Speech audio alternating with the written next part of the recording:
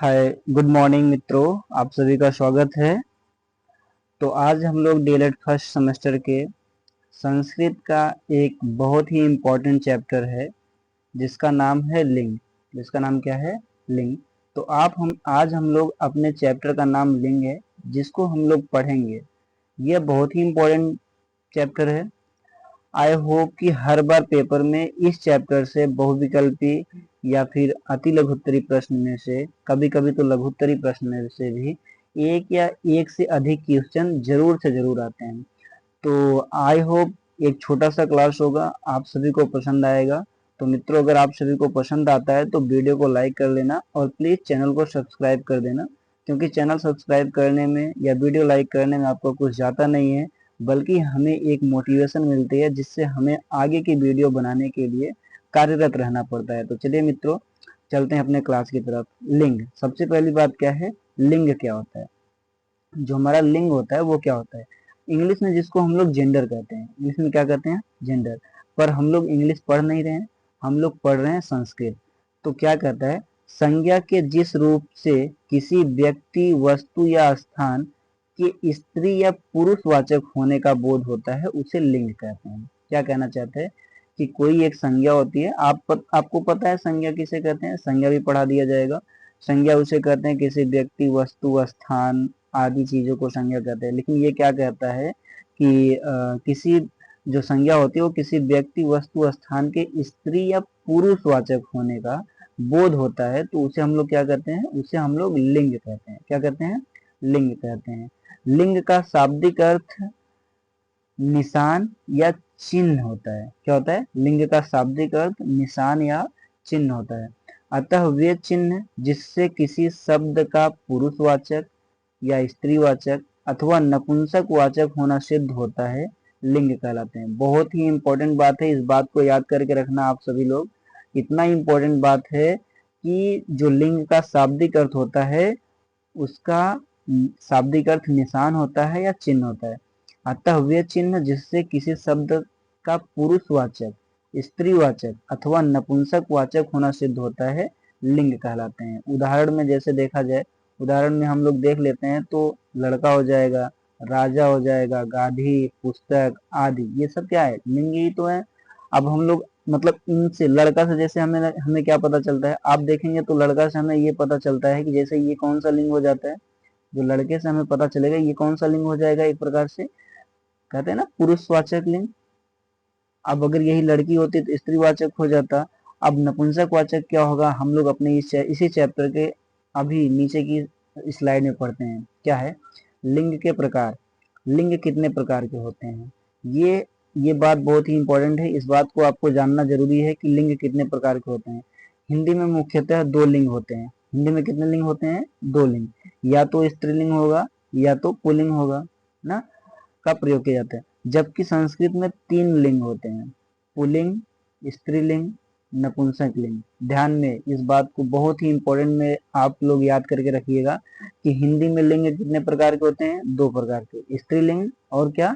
Pulling. दो लिंग होते हैं। जबकि संस्कृत में तीन लिंग होते हैं, पुल्लिंग होती है, स्त्रीलिंग होती है, नपुंसक लिंग होती है। पुल्लिंग जो पुरुष जाति का बोध कराती है, स्त्रीलिंग जो स्त्री जाति का बोध कराती है, नपुंसक लिंग जिसका लिंग न पता होता हो उसे हम लोग नपुंसक लिंग कहते हैं।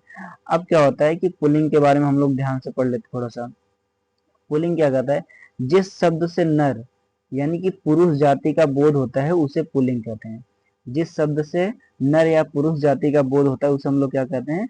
पुल्लिंग कहते हैं। जैसे मासवाचक शब्द में, अब ये आप बात ध्यान में रखना कि जो पुल्लिंग होता है वो मासवाचक शब्द भी होता है। चैत्र, बैसाख, जेठ आदि होता है ना, चैत, बैसाख, जेठ, आषाढ़, सावन, भादो, कुआर, कार्तिक, ऐसे होते हैं। तो वो तत्सम अक्रांत शब्द, जो तत्सम अक्रांत शब्द होते हैं जैसे जलह। आप इस बात को भी ध्यान में रखना कि मैंने तो आपको हिंदी में बता दिया, पर इसको क्या पढ़ेंगे? चैत्र है, बैसाख है, ज्येष्ठ है, ऐसा होता है ना। तो तत्सम अक्रांत शब्द क्या होते हैं? जलह, पवन आदि जो होते हैं ना तत्सम अक्रांत शब्द, वो भी हमारे क्या होते हैं?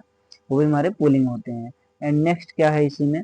ग्रहों के नाम। जो ग्रहों के नाम होते हैं वो भी पुल्लिंग होते हैं। सूर्य, बुध आदि ये सब जो होते हैं वो क्या होते हैं? पुल्लिंग होते हैं।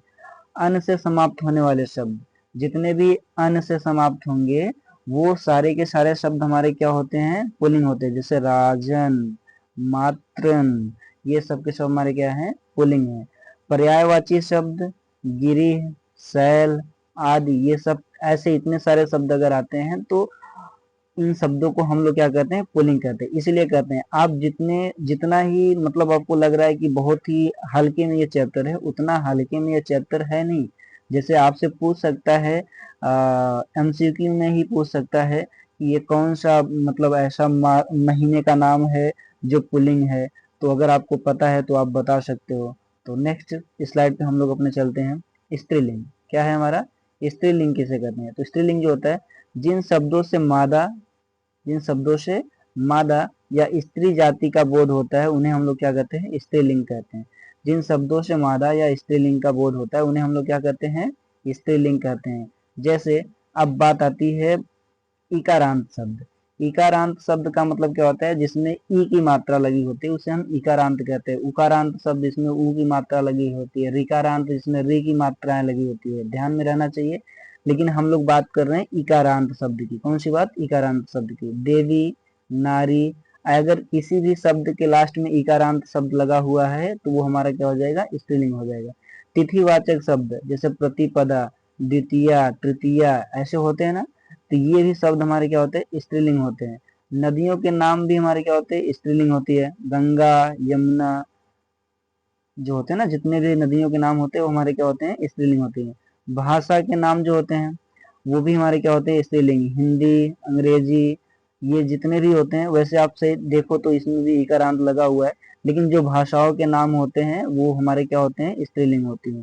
झीलों के नाम जैसे सांभर झील, डल झील आदि, जो भी झीलों के नाम आए वो हमारे क्या हो जाते हैं, स्त्रीलिंग हो जाते हैं। आई होप आपको बात समझ में आई होगी। इसीलिए कहते हैं किसी भी टॉपिक को हल्के में ना लीजिए, वो भी डीएलएड के लिए, क्योंकि 1 घंटे में 25 क्वेश्चन आपको करना होता है। तो आप जितनी इंपॉर्टेंट तरीके से पढ़ सकते हो उतनी ही इंपॉर्टेंट तरीके से पढ़िए। नेक्स्ट हमारा क्या है, नपुंसकलिंग। क्या है, नपुंसकलिंग। ऐसे शब्द जो न तो नर न ही मादा जाति का बोध कराते हैं उन्हें हम लोग क्या कहते हैं, नपुंसकलिंग कहते हैं। ऐसे शब्द जो न तो नर न ही मादा जाति का बोध कराते हैं उन्हें हम लोग नपुंसकलिंग कहते हैं।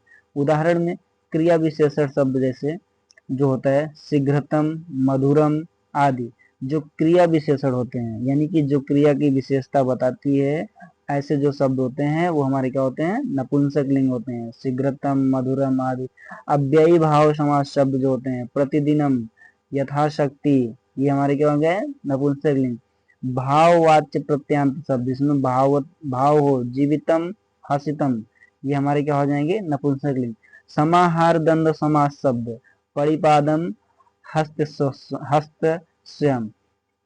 तो मैं आपको ये बताना चाहता हूँ, वैसे तो मैंने जितनी भी इसमें शब्द बताए हैं, इसी शब्द में से अक्सर आपसे अगर पूछा जाएगा तो आ जाएगा।